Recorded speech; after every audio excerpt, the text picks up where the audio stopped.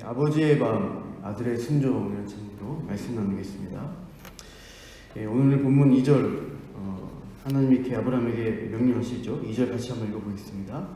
여호와께서 이르시되 내 아들 내 사랑하는 독자 이삭을 데리고 모리아 땅으로 가서 내가 내게 일러준 한 산 거기서 그를 번제로 드리라. 여기서 하나님이 아브라함에게 하신 명령 보시면 그 이삭을 바치는데 이삭을 수식하는 말들이 길게 있습니다. 내 아들이라 되어 있죠. 너의 아들, 아브라함의 너의 아들 이삭이라는 말씀이고, 또 내 사랑하는 독자 이삭이라고 합니다. 너의 사랑하는 유일한 아들인, 하나뿐인 아들인 이삭을 데리고 가라는 말씀이죠. 이 하나님이 이삭을 가리키는 이 말투에서 느껴지는 것이 무엇인가? 하나님도 아시는 거죠. 아브라함에게 이 아들 이삭이 얼마나 소중한 존재인지를 보여주시는 것입니다. 아브라함에게 있어 이 모든 희망과 삶의 이유가 이 아들 이삭에게 집중되어 있습니다. 실제로 이삭은 아브라함이 어떻게 얻은 아들인가? 우리가 지금까지 보신 대로 창세기 12장에 아브라함이 75세 때 약속을 받아서 이 가나안 땅으로 왔습니다. 너의 고향과 친척과 아버지의 집을 떠나 내가 내게 보여줄 땅으로 가라. 내가 너로 큰 민족을 일으키겠다라고 약속하셨습니다. 그래서 하나님이 자녀를 주겠다, 이것을 아브라함이 기대하면서 아브라함 75세, 아내 사라 65세일 때 아들이 생기지 않는 참 늙음막한 나이에 이제 이 가나안 땅으로 왔던 것입니다. 그래서 그 하나님의 약속을 믿고 안정적인 도시에서의 삶을 포기하고 아무도 없는 터전이 없는 이 가나안 땅으로 와서 외국인과 나그네의 삶을 살아왔던 것입니다. 그러나 75세 때 받은 약속이 금방 이루어지지 않습니다. 계속 나이는 한참 들어가고 정말 아이를 가질 수 없다고 생각되는 나이까지 이르게 됩니다. 99세, 100세 된 노인이 됐을 때 아브라함이 모든 희망을 포기할 때쯤 됐을 때 하나님이 이제 100세 됐을 때 한 해 후에는 사라가 90세일 때 자녀를 주시겠다라고 약속하셨고 그 약속대로 이제 이삭을 낳게 된 것입니다. 그러니까 모든 사람이 불가능하다 할 그 나이에 얻은 귀중한 아이가 이삭입니다. 그래서 그런 아들을 아브라함과 사라가 어떻게 키웠을까요? 정말 애지중지했을 것입니다. 우리도 아프지 않을 정도로 아끼고 돌보고 사랑하면서 이 약속의 자녀라는 하나님의 말씀이 있는 참 택한 정말 귀한 아들이다라고 보면서 소중히 키웠습니다. 우리 가문의 미래이고 또 하나님 나라의 미래다라고 생각하면서 키웠을 것인데 이 22장에 하나님이 갑자기 그 아들, 그 약속의 아들을 독자를 바치라는 것입니다. 참 이 명령이 아브라함에게 그냥 하는 것이 아니라 큰 충격으로 다가왔을 것입니다. 처음에 그렇게 주신다고 약속하신 그 약속의 자녀가 주시지 않더니 25년쯤 지났을 때 100세 된 나이에 다 포기됐을 때 겨우 이제 약속대로 주셨고 참 감사하면서 아들을 키워왔는데 잘 키우고 있는 이 상황에서 하나님이 다시 뺏으라시다니 이 하나님 명령이 잘 이해가 되지 않는 상황입니다. 한참을 고민했다고 할 수 있습니다. 그런데 본문 3절 보시면 아브라함의 행동을 그냥 쭉 카메라가 비추듯이 쭉 이어갑니다. 아브라함은 다음날 아침이 되자 일찍 일어나서 하나님의 말씀에 따르기 위한 순종의 모습들을 차례차례 보여주고 있습니다. 나귀에 안장을 지웁니다. 그리고 두 종과 아들 이삭을 데리고 출발합니다. 출발하면서 잊지 않고 번제에 쓸 나무도 쪼개서 심는 것을 볼 수 있습니다. 이 나무가 아브라함이 쪼개면서 이 나무가 누구를 태우는 데 쓸 것인가 아브라함은 잘 알고 있죠.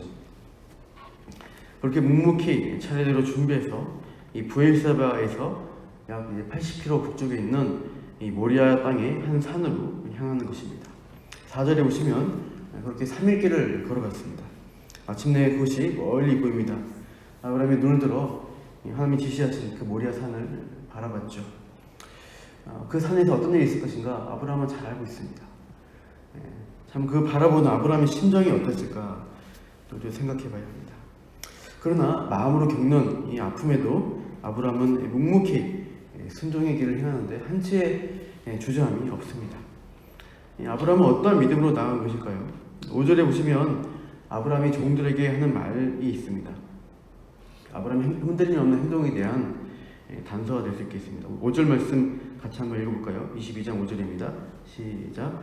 이 아브라함이 종들에게 이르되 너희는 나귀와 함께 여기서 기다리라. 내가 아이와 함께 저기 가서 예배하고 우리가 너희에게로 돌아오리라. 말씀합니다. 내가 아이와 함께 저기 가서 예배하고 우리가 너희에게로 돌아오리라. 아브라함은 이삭을 번제로 바친 일들을 하지만 돌아올 때는 아들 이삭과 함께 올 것이다 라고 이 종들에게 말하고 있습니다. 그러니까 이것을 볼 때 아브라함은 이삭을 죽이게 될지라도 하나님의 약속이 있어서 다시 소생시킬 것이다, 다시 돌아갈 것이다 라는 믿음을 가진 것으로 보입니다. 그러니까 하나님이 12장 이후로 쭉 해왔던 이 약속의 말씀 때문에 아브라함은 믿음을 갖고 있어요. 중간중간 믿음이 힘들었지만 하나님이 계속해서 말씀을 주시면서 확증해 주셨죠. 하늘의 별과 같이 큰 민족을 이루게 해주실 그 약속의 자녀 이삭을 하나님이 지금 버리실 수 없다. 다시 없는 것을 할 수가 없다. 이 약속은 취소되지 않는다는 것을 알게 믿음으로 우리가 돌아올 것이다 라고 고백하고 있어요. 로마서 4장 17절 말씀 읽어드리겠습니다. 기록된 바 내가 너를 많은 민족의 조상으로 세웠다 하심과 같으니 그가 믿은 바 하나님은 죽은 자를 살리시며 없는 것을 있는 것으로 부르시는 이시니라. 아브라함은 하나님을 없는 것, 그것을 또 죽은 자를 살리시는 하나님으로 믿는 것입니다. 자기의 아이를 낳을 수 없는 아내의 태가 죽었는데도 그것을 살리셔서 아들을 낳게 하신 그 하나님, 이제 이삭을 번제를 바칠지라도 살리실 줄 믿습니다. 그런 믿음으로 담대하게 이삭을 데리고 모리아산으로 올라갑니다. 6절에 보시면 아브라함은 불과 칼을 손에 들고 또 아들 이삭은 번제 나무를 짊어지고 함께 산에 오릅니다.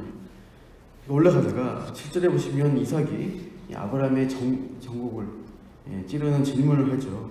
내 아버지여 하면서 불과 나무는 있거니와 번제할 어린 양은 어디 있나이까 물어봅니다.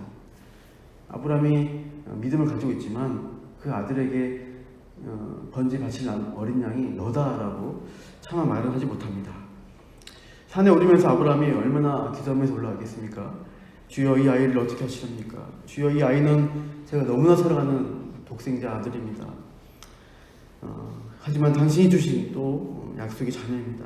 주신 이도 하나님이시고 취하신 이도 하나님이시니 당신의 뜻대로 하옵소서. 하나님의 선하심을 믿습니다. 이렇게 여러 가지 기도를 하면서 침묵하며 올라가셨겠죠. 이때 아브라함이 이런 기도의 마음을 찌르면서 질문하는 아들에게 대답하죠. 8절에 번제할 어린 양은 하나님이 자기를 위하여 친히 준비하시리라. 이렇게 믿음의 고백을 하고 아들은 알았는지 몰랐는지 그냥 묵묵히 계속 산을 올라갑니다. 9절에 보시면 드디어 하나님이 지시하신 정상에 올라갔습니다. 판판한 큰 바위가 있었습니다. 거기 아브라함은 제단을 쌓고 그 위에 번제들을 태울 나무를 버려놓습니다. 그리고 어떻게 합니까? 즉각적으로 그의 아들 이삭을 결박하여서 이 제단 나무 위에 놓는 것이죠. 이제 10절 돈을 내밀어서 칼로 아들을 잡으려고 합니다. 칼을 든 이 손을 한 번만 휘두르면 이제 이삭은 죽게 될 것이죠. 그때입니다. 정적을 깨는 하늘의 음성이 들립니다. 11절 아브라함아 아브라함아 부르시죠. 12절에 그 아이에게 내 손을 대지 말라. 하나님이 그처럼 말씀하십니다. 이제 아시겠다는 것이죠. 네 아들 이 독자라도 하나님에 대해서 그분 말씀이라면 아끼지 않고 바칠 수 있는 아브라함의 순종과 희생의 모습을 여기서 하나님이 확인하셨다라고 말씀해 주십니다. 아브라함이 하나님을 경외한 줄 아시겠다. 그 믿음을 받으셨어요. 그러면 아브라함이 늙어막 참 100세 때 아들을 낳고 정말 귀중한 아들이잖아요. 천하보다 귀한 이 독자 이삭을 키우면서 어떻게 보면 하나님보다 이삭을 앞세웠을 수도 있겠습니다. 하나님보다 우선이 되는 존재가 이삭이 되었다. 일종의 우상같이 될 수도 있습니다. 아브라함이 이 시험을 통해서 절대 하나님만을 신뢰하고 자식이든 가족이든 모든 일을 다 하나님께 맡기는 믿음과 신뢰를 회복하고 더 성숙한 성도의 믿음의 조상의 모습을 보여준 거라고 할 수 있습니다. 이렇게 믿음이 증명돼 하나님이 인정을 받는 가운데 13절 보면 아브라함이 눈을 들어 살펴보니까 수풀에 걸린 순양이 있는 것을 봅니다. 아브라함은 이제 그 순양을 이삭 대신 잡아서 번제로 드리고 있죠. 아브라함이 실제 이삭을 잡아 주게 될 것을 각오했을 것입니다.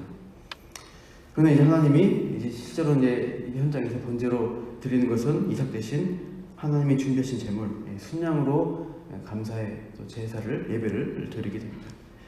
아브라함은 감격하며 이 특별한 장소에 이름을 붙였죠. 여호와 이레라는 이름이 14절에 나옵니다. 여호와께서 준비하신다는 고백이 있는 장소입니다. 그래서 이 모리아산을 두고 후대 사람들이 여호와 이레, 여호와 산에서 준비 드리라는 말을 톡담처럼 널리 회자시킵니다. 그러니까 아브라함에게 있어서 이 모리아산에서 만난 하나님은 누구시냐? 여호와 이레 하나님이시다.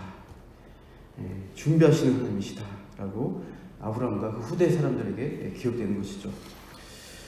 이렇게 또 이삭의 역할도 우리가 볼 수 있는 것은 이삭이 나무를 짊어지고 산에 정상까지 올라가는 것은 어느 정도 힘을 가진 청소년이다라는 것을 추정할 수 있습니다. 100세 넘은 참 한참 늙은 노인인 이 아브라함에게 반항할 수도 있는 나이죠. 그런데 이삭은 마지막 때 자기가 바쳐질 어린 양이라는 것을 알고 순순히 묶여서 자신을 드리고 있죠. 아들 이삭의 순종의 모습도 우리가 함께 발견하게 됩니다. 이 아버지의 마음과 이 아들의 순종의 모습, 이것이 다시 재현되죠. 우리가 어디서 발견하게 되죠? 바로 십자가에서 우리가 그 장면을 보게 됩니다. 이 아브라함이 번제 드렸던 이 모리아산 정상에 솔로몬 성전이 세워졌고요. 이 성전을 통해서 수많은 어린 양을 제사한 일들이 계속 있어 왔습니다. 그리고 이 성전의 일을 완성시키기 위해서 누가 오십니까? 예수님이 오셔서 번제에 쓸 나무 대신 십자가를 쟁여주고 이 성전의 산을 오르셨던 것입니다. 그리고 자신의 몸을 기꺼이 순종하여 바치심으로 우리를 위한 구원을 이루셨죠. 그러나 그 독생자 아들을 바치신 아버지의 심정도 우리가 기억하게 됩니다. 하나님이 참 가장 서로 사랑하는 성자 아들을 인류를 구원하시기 위한 그 사랑으로 참 희생시키는 그런 자리에 있으셨던 것입니다. 그 아버지의 사랑이 얼마나 크신지, 또 그 아픔을 가지고 아들을 우리를 위해서 주신 그 하나님의 심정, 또 아들의 그 순종의 모습들을 십자가에서 발견하며 감사할 수 있는 것이죠. 참 그 하나님의 마음을 우리가 기억하면서 우리를 위해서 주신 그 크신 사랑, 오늘도 그 안에서 우리가 사랑받는 존재인 것들을 기억하고 감사하며 또 이 시대에 믿음 가지고 아브라함처럼 살아가시기를 축복합니다. 참 이 시대에 많은 어려움과 아픔이 있습니다. 함께 기도하며 하나님의 은혜를 구하시길 바랍니다. 제가 기도하겠습니다. 하나님, 믿음의 조상 아브라함을 통해서 하나님이 그 독자 이삭을 번제로 바치라고 명령하셨습니다. 그 모든 일들을 참 힘든 아버지의 마음이었지만은 하나님의 말씀에 순종하고 믿음으로 나아가서 이삭을 바치려 할 때 하늘 아버지 하나님은 대신 번제할 순양을 예비하셨고 준비하셔서 이삭 대신 참 그 순양의 제사를 받으셨습니다. 이삭 대신 바쳐진 그 순양이 후에 우리 예수 그리스도이신 것을 우리가 말씀을 통해서 보게 됩니다. 아들의 순종과 아버지의 아들을 희생시키기까지 보여주신 그 크신 사랑 안에 우리 한 사람 한 사람 이 구원의 길에 나오게 하시니 참으로 감사합니다. 이 세상의 희망과 소망이 예수 그리스도를 믿는 그 하나님의 사랑과 예수 그리스도의 희생의 십자가인 것을 오늘도 기억하며 이 세상에 주님의 은혜를 전파하며 나가는 참 그 믿고 의지하며 나가는 복된 삶이 오늘도 되어지게 하여 주시옵소서. 세상에 참 많은 질병의 고통으로 두려워하며 낙심하는 이 세상에 참 궁극적인 희망과 소망이 예수님이신 것을 우리가 전하며 또 기도하며 나가게 하여 주시옵소서. 감사하며 이 모든 말씀 예수님 이름으로 기도합니다.